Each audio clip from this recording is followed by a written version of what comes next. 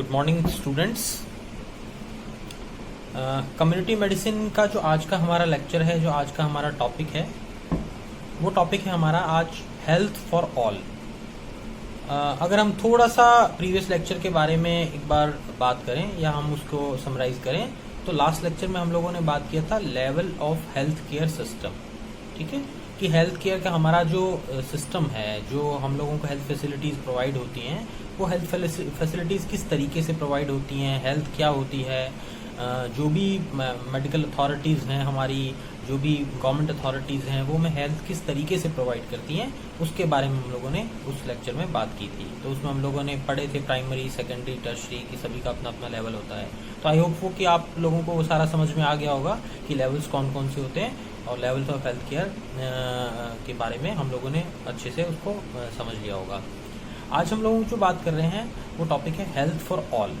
तो देखिए, community medicine में बेसिकली जो हम बात कर रहे हैं, जो हमारा मेन ऑब्जेक्ट है, वो ऑब्जेक्ट है ओवरऑल कम्युनिटी को या कंप्लीट सोसाइटी को हेल्थ केयर जो है वो अच्छे से प्रोवाइड होना, या सभी लोगों को हेल्थ फैसिलिटीज जो है वो बेस्ट से बेस्ट वे में सभी लोगों को मैक्सिमम रीच तक उन लोगों को मिल सके, उसका जो एक ऑब्जेक्ट है वो ऑब्जेक्ट हमारा कम्युनिटी मेडिसिन का रहता है। तो हेल्थ फॉर ऑल क्या है? तो देखिए, WHO ने, जो वर्ल्ड हेल्थ ऑर्गेनाइजेशन है, जो हमारे पूरे वर्ल्ड के अंदर जो हेल्थ स्टेटस है सभी कंट्रीज का, पूरे वर्ल्ड का, उसकी गवर्निंग अथॉरिटी है। तो WHO ने अल्टीमेटली मई 1977 के अंदर एक कंसेप्ट दिया, हेल्थ फॉर ऑल। तो इस कंसेप्ट का क्या लॉजिक था, क्यों ये कंसेप्ट दिया गया कि सभी कंट्रीज के अंदर हेल्थ की एक यूनिफॉर्मिटी बनी रहे। देखिए, अभी हम देखते हैं कि हर एक कंट्री का अपना एक हेल्थ स्टेटस है। इंडिया का अपना हेल्थ स्टेटस है, अमेरिका का अपना हेल्थ स्टेटस है, इसी तरीके से सभी कंट्रीज का अपना अपना अलग अलग हेल्थ स्टेटस है। तो सभी कंट्रीज को, पूरे वर्ल्ड के अंदर सभी लोगों को हेल्थ एक अच्छे से मिल सके या सही तरीके से मिल सके, इसके लिए WHO इस चीज को टाइम टू टाइम मॉनिटर करता है, और उसके लिए जो भी नेसेसरी स्टेप्स है उन्हें आगे फॉलो अप के लिए कंट्रीज को प्रोवाइड करता है या उन्हें इंस्ट्रक्ट करता है। तो इसी पर्पज को पूरा करने के लिए मई 1977 के अंदर WHO ने एक कंसेप्ट दिया, हेल्थ फॉर ऑल।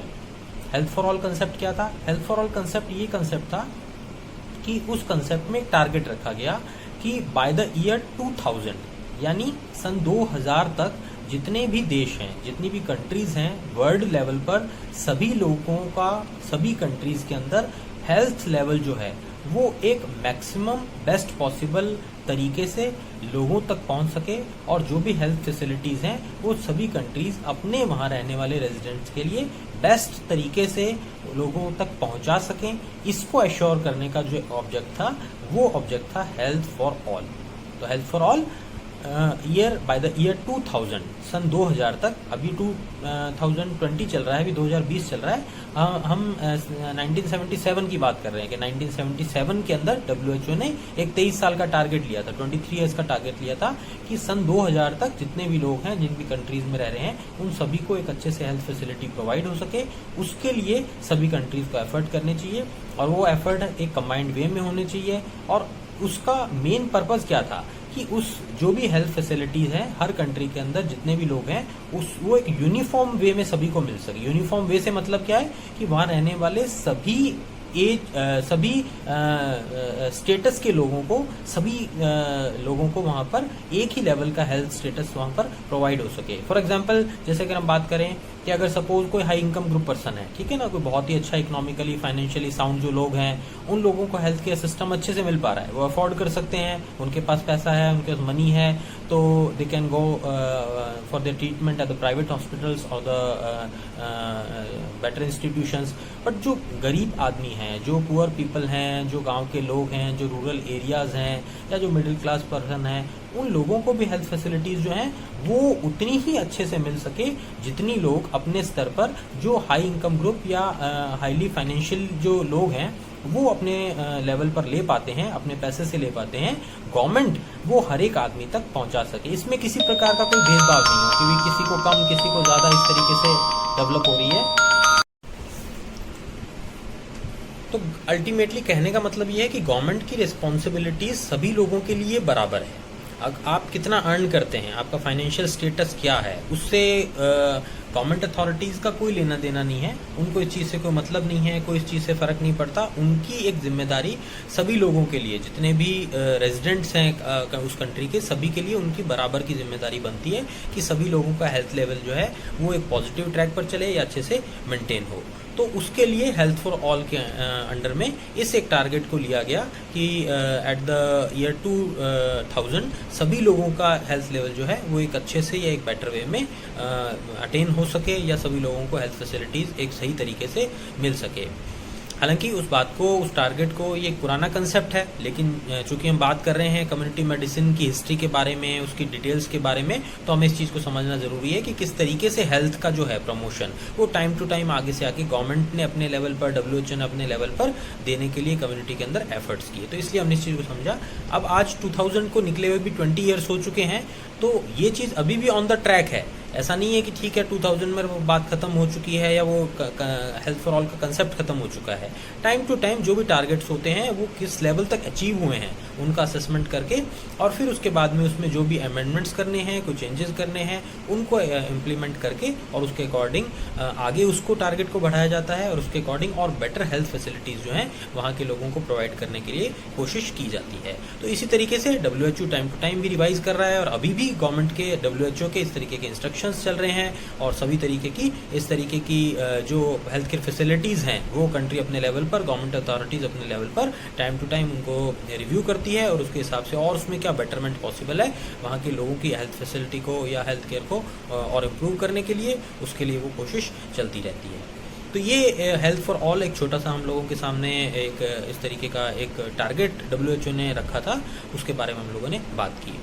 तो अभी तक हम लोगों ने हेल्थ के बारे में बात की। अब हमारा जो नेक्स्ट टॉपिक है इसके अंदर वो है कंसेप्ट ऑफ डिजीज़। ठीक है ना, हेल्थ के बारे में हमने बात कर ली, हेल्थ क्या होता है, किसी भी पर्सन को हम हेल्दी किस तरीके से कहते हैं, कैसे उसको असेसमेंट करते हैं, उसके क्या इंडिकेटर्स होते हैं, उसके क्या अलग अलग लेवल्स होते हैं हेल्थ केयर के, इन सब के बारे में हम लोगों ने बात कर ली। आज हम बात कर रहे हैं डिजीज़ के बारे में। तो ऑब्वियस है कि सभी चीज़ों को अच्छे से समझने के लिए या किसी भी पर्सन के हेल्थ स्टेटस को अच्छे से मेंटेन करने के लिए हेल्थ के साथ साथ डिजीज़ का भी हमें पता होना ज़रूरी है कि डिजीज़ क्या होती है। तो कंसेप्ट ऑफ डिजीज़, तो WHO ने बेसिकली कोई भी डिजीज़ से रिलेटेड इस तरीके की कोई डेफिनेशन जो है वो एक सिंगल डेफिनेशन हमें नहीं दी। WHO ने इसको एक अलग तरीके से डिफाइन किया कि डिजीज़ जो है वो कई स्पेक्ट्रम के अंदर हम उसको लेकर के चल सकते हैं। तो जैसे कि हम बात करते हैं एक टर्म मीनिंग की डिजीज़, इसको अगर हम ब्रेक करते हैं तो डिस प्लस ईज, यानी जो हमारी ईज़ है, हमारी जो ईजीनेस है हमारी लाइफ की, वो मेंटल लेवल पर या फिजिकल लेवल पर, उसमें अगर कोई भी डिस्कम्फर्ट डेवलप होता है तो उसे हम कहते हैं डिस ईज। ठीक है ना, तो कोई भी व्यक्ति, कोई भी पर्सन अगर अपनी ईज से हट रहा है, अपनी आराम की अवस्था से, अपनी एक हेल्थ का एक नॉर्मल जो उसका एक एक्चुअल फीलिंग है उससे अगर डेविएट हो रहा है वो उसको, तो उस कंडीशन में उसको पर्सन को डिजीज़ कह सकते हैं, या उस जो भी सफरिंग है जो उसे हम डिजीज़ किस तरीके की डिक्लेयर कर सकते हैं। तो इसके अंदर अलग अलग स्पेक्ट्रम में इसको अलग अलग तरीके से हम डिफाइन कर सकते हैं। तो इसके अंदर जनरली डिजीज़ की जब हम बात करते हैं तो हमारे सामने 3 टर्म्स या 3 वर्ड्स हमारे सामने निकल करके आते हैं। सबसे पहला, जैसे हम लोगों ने बात की डिजीज़, तो डिजीज़ क्या है? Disease is a state of physiological और साइकोलॉजिकल डिसफंक्शन। ठीक है, तो अगर किसी भी पर्सन के अंदर कोई फिजियोलॉजिकल, उसकी बॉडी के जो सिस्टम्स हैं वो अगर फिजियोलॉजिकली कहीं पर भी सही तरीके से काम नहीं कर रहे हैं तो वो कहीं ना कहीं डिस्कम्फर्ट फील करेगा, उसे हम डिजीज़ कहेंगे। या अगर हम उसके मेंटल प्लेन पर बात करें तो मेंटल प्लेन पर अगर वो किस तरीके से मेंटली रिलैक्स फील नहीं कर पा रहा, कहीं टेंस है, स्ट्रेस्ड है, उसको कहीं भी कुछ कंफर्ट फील नहीं हो पा रहा, वो खुश नहीं है, कोई भी उसको प्रॉब्लम इस तरीके की फील हो रही है, एंग्जाइटी हो रही है, तो ये एक साइकोलॉजिकल उसका अपनी ईज से डेविएशन हो गया, तो इससे हम कहते हैं साइकोलॉजिकल डिजीज। तो फिजियोलॉजिकल और साइकोलॉजिकल डिसफंक्शनिंग जो है किसी भी पर्सन की, उसे हम डिजीज कहते हैं। Then number 2, illness. इलनेस क्या है? इलनेस इज अ स्टेट, ठीक है ना, इलनेस क्या है? Illness is a state of deviation of his normal health status, किसी भी पर्सन की हेल्थ स्टेटस का नॉर्मल। तो इलनेस क्या है?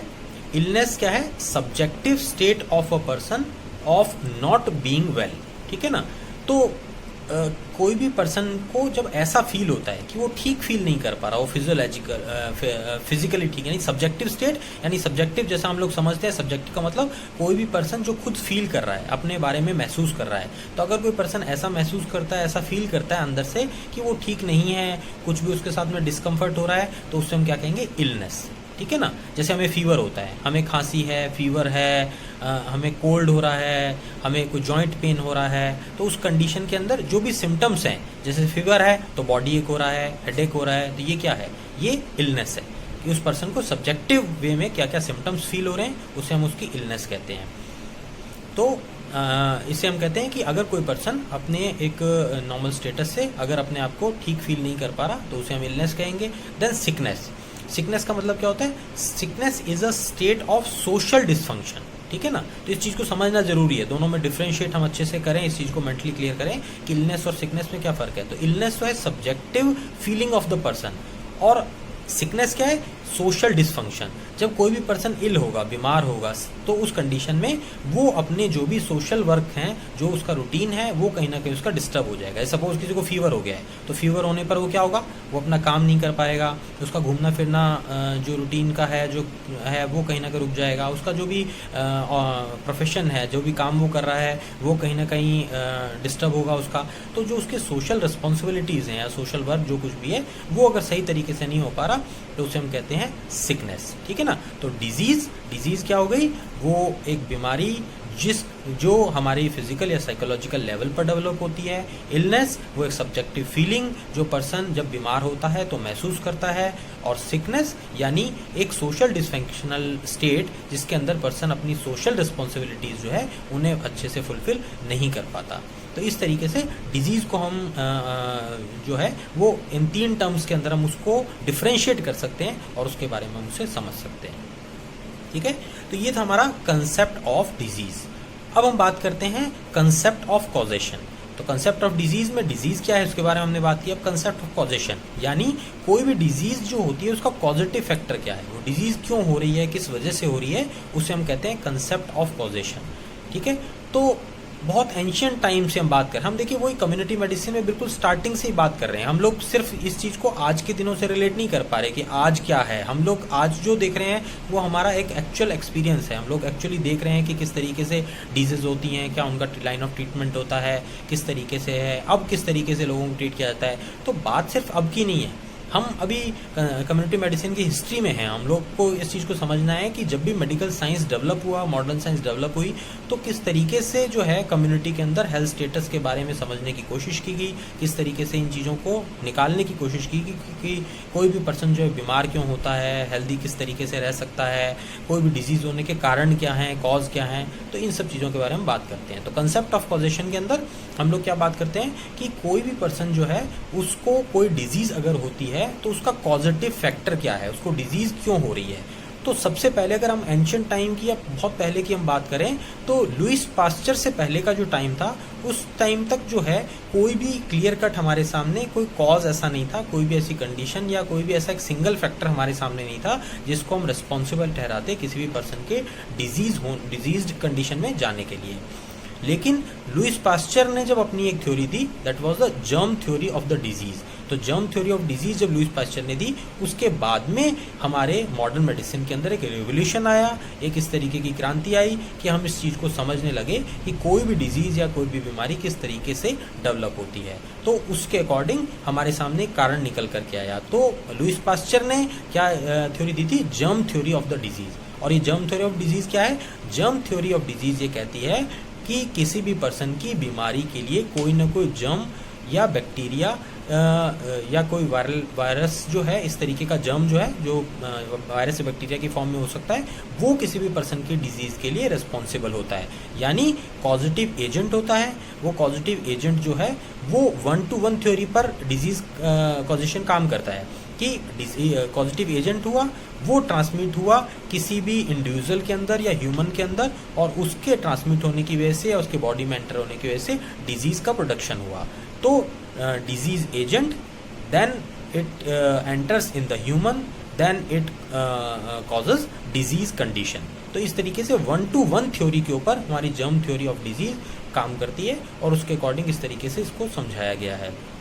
तो इसके अंदर इस चीज़ को बताने की कोशिश की गई कि जो भी लोग बीमार हो रहे हैं तो क्यों बीमार हो रहे हैं, किस वजह से लोगों के अंदर डिजीज डेवलप हो रही हैं, प्रॉब्लम्स डेवलप हो रही हैं, इसको बताने की कोशिश की गई। और ये काफ़ी हद तक उस समय के लिए एक बहुत ही प्रैक्टिकल अप्रोच भी थी और बहुत अच्छे से इसने इस चीज़ को डिफाइन भी बहुत अच्छे से किया कि लुईस पास्चर ने जब माइक्रोबायोलॉजी का जब इन्वेंशन किया तो उस कंडीशन के अंदर ये चीज़ उनके सामने आई कि हमारे एनवायरनमेंट के अंदर बहुत सारे इस तरीके के जर्म्स हैं, वायरस, बैक्टीरिया या माइक्रोब्स हैं, जो किसी न किसी तरीके से जब भी किसी पर्सन में कोई डिजीज़ डेवलप होती है तो उसके लिए रिस्पॉन्सिबल होते हैं। तो वो एनवायरनमेंट के अंदर होते हैं, जो भी ह्यूमंस हैं उनके कांटेक्ट में आते हैं इनडायरेक्टली या डायरेक्टली, और उसके अकॉर्डिंग बॉडी के अंदर जो भी सिम्टम्स, जो भी पैथोलॉजीज हैं वो डेवलप करते हैं। तो कंसेप्ट ऑफ कॉजेशन के अंदर जो सबसे पहली थ्योरी थी वो थी germ theory of the disease, और उसके अकॉर्डिंग इस डिजीज को समझने की कोशिश की गई थी इसके अंदर। देन इसके बाद में ये जो थ्योरी थी इसने काफ़ी हद तक कुछ डिजीज़ को एक्सप्लेन करने में हेल्प की या बताने में हेल्प की कि किस तरीके से डिजीज़ डेवलप होती हैं, लेकिन फिर भी कम्प्लीटली सभी तरीके की डिजीज़ की अगर हम बात करें तो सारी भी डिजीज़ जो होती हैं वो सारी जर्म से तो नहीं डेवलप होती, सारी किसी न किसी माइक्रोबियल एजेंट से तो नहीं डेवलप होती हैं। तो बहुत सारी ऐसी कंडीशंस होती हैं जो इस थ्योरी के अंडर में नहीं आ पाती। तो उसके अकॉर्डिंग फिर बाद में और फर्दर इसके अंदर और रिसर्चेज हुई, टाइम के साथ टाइम और भी स्टडीज़ हुई, जिसके अंदर इस चीज़ को और अच्छे तरीके से क्लियर करने की कोशिश की गई कि और इसके अलावा और क्या क्या कारण हो सकते हैं। तो वो जो और कारण हैं वो और क्या क्या पॉसिबल फैक्टर्स हैं, क्या पॉसिबल कॉजेज़ हैं, उसके बारे में हम लोग नेक्स्ट लेक्चर में बात करेंगे। तो आई होप कि आज के हमारे जो टॉपिक्स हैं, 2-3 छोटे छोटे टॉपिक आज हम लोगों ने कवर किए। हेल्थ फॉर ऑल किया हम लोगों ने, कंसेप्ट ऑफ डिजीज़ के बारे में बात की और कंसेप्ट ऑफ कॉजेशन के बारे में हमने बात की। तो आई होप कि आप लोगों को ये कुछ समझ में आ गया होगा। इससे हम लोगों को कुछ हद तक कम्युनिटी के अंदर डिजीज़ किस तरीके से होती हैं, कैसे बढ़ती हैं, कैसे पैदा होती हैं, कैसे जो हैं डिजीज़ जो हैं वो डेवलप होती हैं, उन चीज़ों के बारे में हम लोगों ने आज समझने की कोशिश की। और इसके अलावा क्या क्या कंसेप्ट्स हैं या डिजीज़ को डिफ़ाइन करने का और क्या क्या तरीके हैं, उसके बारे में हम लोग नेक्स्ट लेक्चर में बात करेंगे। थैंक्स। ओके।